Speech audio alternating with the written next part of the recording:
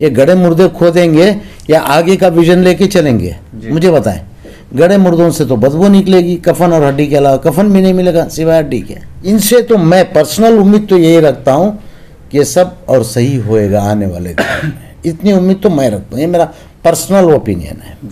अस्सलामुअलैकुम दोस्तों, मैं हूं शुएबुर रहमान सेठ। आप देख रहे हैं न्यूज़ 30 कर्नाटका।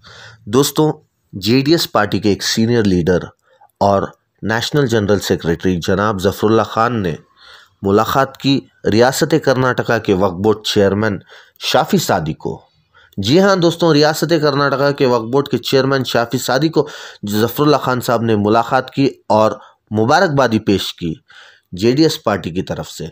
तो चलिए बात करते हैं और जानते हैं तमाम तफसीलात। सबसे पहले आपके चैनल के नाजरीन को अस्सलाम वालेकुम रहमतुल्लाहि बरकातुहू। ऐसे कोई सवालात नहीं, कोई जवाबात नहीं, कुछ ऑब्जेक्शन नहीं।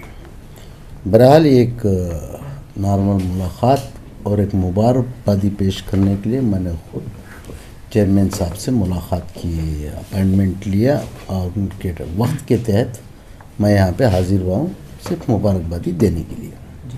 इसके अलावा और कोई बात नहीं, क्योंकि मैं जहाँ तक शाफी सादी साहब को एक अरसे से जानता हूँ। ये सब उस रब्बुल आलमीन की तरफ से है कि किसको कौन सा ओहदा दिया जाए। उनके आमाल के ऊपर से अल्लाह ताला वो शोहरत, वो इज़्ज़त, वो दौलत जो कुछ भी नवाजता है उनके आमालों से नवाजता है।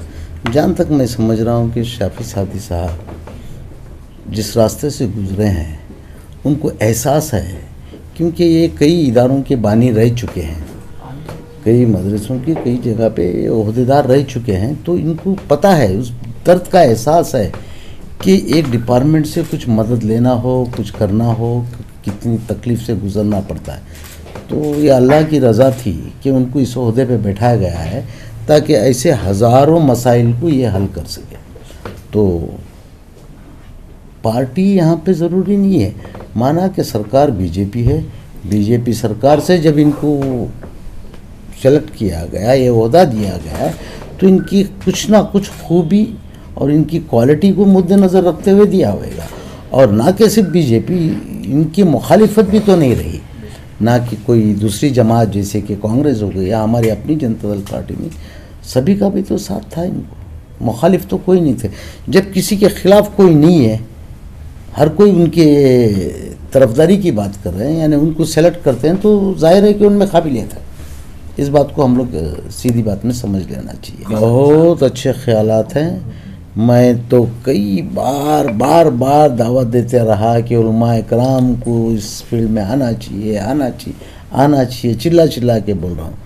तो ये तो अल्लाह की रज़ा थी कि वो वक्त, जब तक वो वक्त जुड़ के नहीं आता हो नहीं। आज एक दीनी मालूमात रखने वाले, दीनी जानकार और कई इदारों के बानी, तो जब उनको ये ओहदा मिला है तो मुझे उम्मीद, तो इसमें शक की कोई गुंजाइश ही नहीं है कि इसका मिसयूज़ हो सकता है या कुछ गलत हो सकता है। नहीं, क्योंकि ये लोग जो भी उलमाए इकराम कहलाते हैं वो लोग खौफ खुदा वाले लोग हैं। खौफ खुदा रखने वाले लोगों से गलतियां होते हैं, ये नामुमकिन है। बाकी अल्लाह बेहतर जानता है। आने वाले दिनों में इनके जब जिस दिन पीरियड ख़त्म होएगा उस दिन आप इनसे सवाल कर सकते हैं कि इन्होंने कौम की खिदमत क्या की है।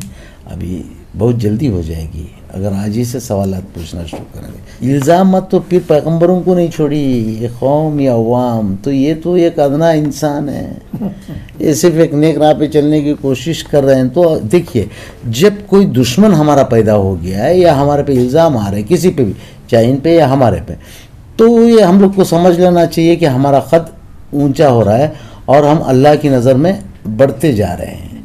तो ये दुश्मन पैदा हो जाते हैं कि नबियों के दुश्मन भी तो थे, तो रहने दो उनको उनकी जगह में, उनको वो करते रहने दो। बशर्त उनके लिए दुआ कर सकते हैं कि अल्लाह उनको नेक तौफीक दे, ये गीबत और हसद छोड़ दे किसी से भी पर्सनल, और इनके अच्छे कामों पे नज़र रखे बस। और रही बात चेयरमैन की, इनसे तो मैं पर्सनल उम्मीद तो यही रखता हूँ कि सब और सही होएगा आने वाले दिन में।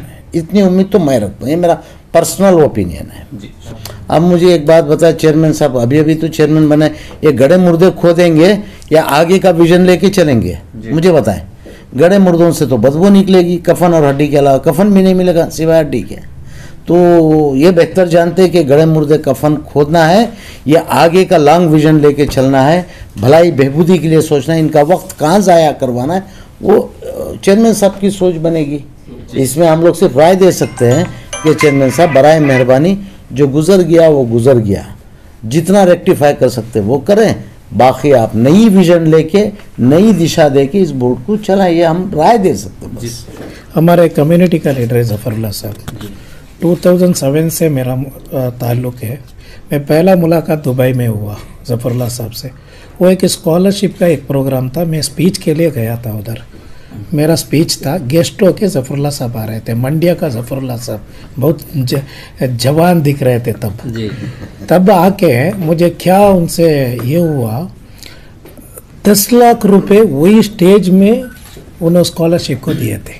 10 लाख रुपए एक ही प्रोग्राम का स्कॉलरशिप का। तब से मुझे उनका ऊपर ज़रा अलग ज़रा ये प्यार ज़रा ज़्यादा हो गए, क्योंकि मेरा 20 साल से मेरा ऑर्गेनाइजेशन, मेरा इदारे से गरीबों को पढ़ाने के लिए मेरा मेहनत है, मेरा खिदमत भी वही है। आपको भी मालूम, पूरा कर्नाटक में भी एक स्लम का बच्चे को, ये गरीब बच्चे को दीन और दुनिया दो भी कराना करके, मैं गरीब एक फैमिली से आया, मुझे बड़ा एक एजुकेशन नहीं है, एक हायर एजुकेशन नहीं है, इसलिए वैसा हमारा कौम ऐसा नहीं होना, गरीबी का वजह से उनका तालीम को क्या भी प्रॉब्लम नहीं होना करके। इसलिए पहले मुलाकात में मैं इम्प्रेशन हुआ क्यों हमारा जफरुल्लाह साहब से। बाद ऐसा थे, दूर दूर से ऐसा थे। फिर हमारा फारूक साहब हमारा बहुत ताल्लुक़ थे, हमारा इदारों में सब बहुत मदद कर रहे थे। जफरुल्लाह साहब का JDS में जम गए।